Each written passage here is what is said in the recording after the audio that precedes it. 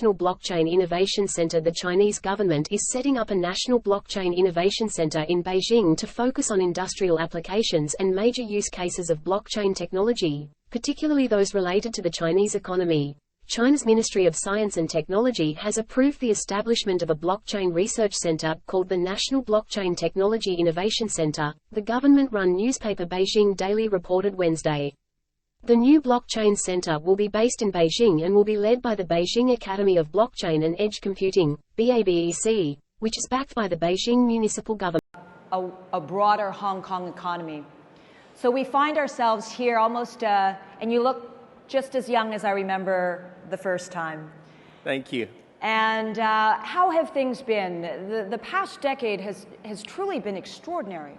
Yes. And now we find ourselves almost at a crest.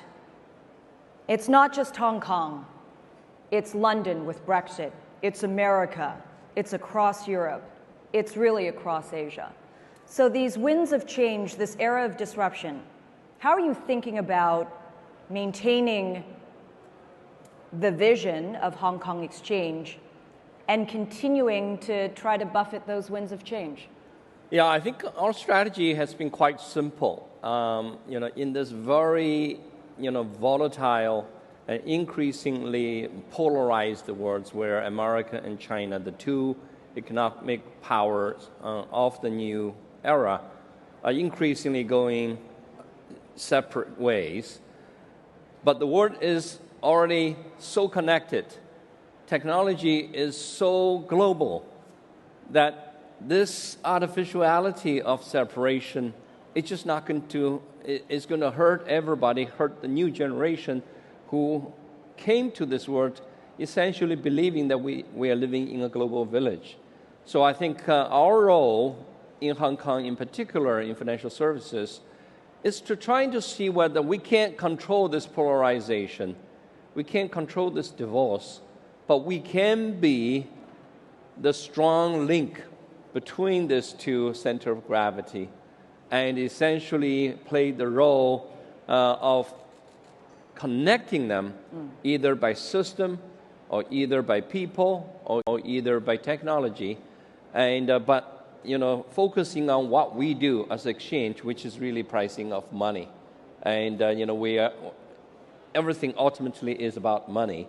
And ultimately, no matter what you do, how polarized you are, it's all about financial services, it's all about money.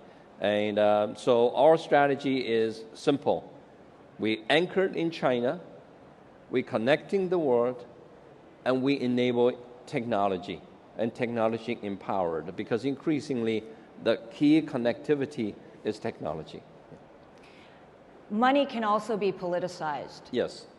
And there's also two sides of any story. You can agree with the trend that is being defined and politicized, or you can serve the markets that simply want to get about the work of making money.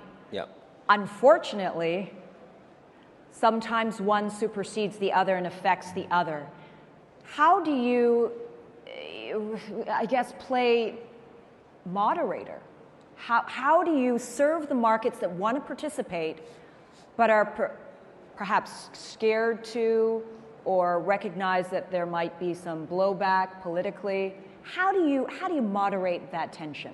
Yeah, we can't really dictate politics. We can't really influence politics much.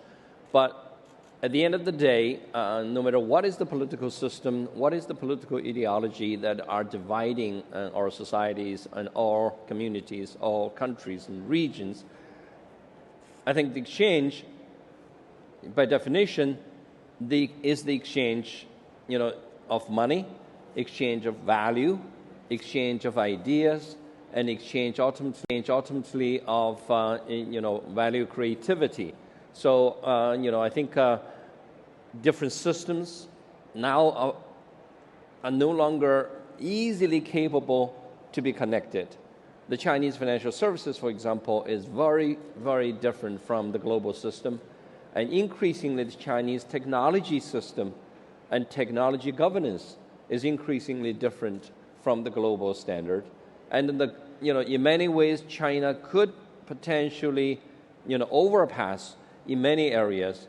So what we wanted to do is to make sure that to the extent Chinese capital wanting to go to global investment, we find a way to make it happen.